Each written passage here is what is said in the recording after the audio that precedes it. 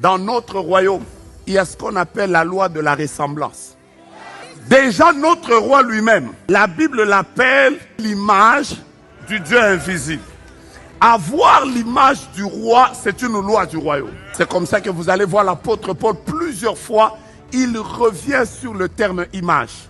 Il dit par exemple dans 2 Corinthiens chapitre 3 verset 18, il dit nous tous qui, le visage découvert, contemplons comme dans un miroir la gloire de l'Éternel. Nous sommes transformés en la même image que lui, de gloire en gloire comme par le Seigneur l'Esprit.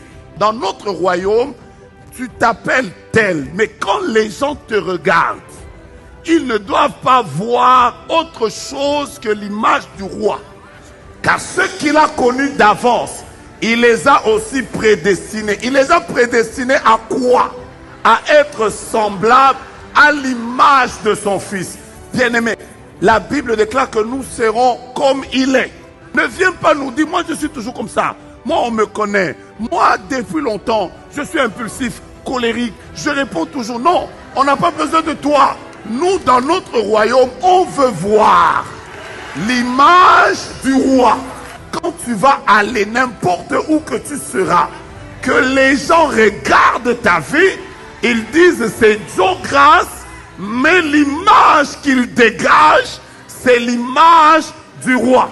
Quel que soit ce que tu deviendras dans la vie, quel que soit ce que Dieu fera dans ta vie, que tu deviennes grand, que tu deviennes puissant, dans le royaume, tu auras des problèmes avec le maître si quand lui-même te regarde, il ne voit pas l'image de son fils. Il veut voir son image, c'est tout ce qu'il veut.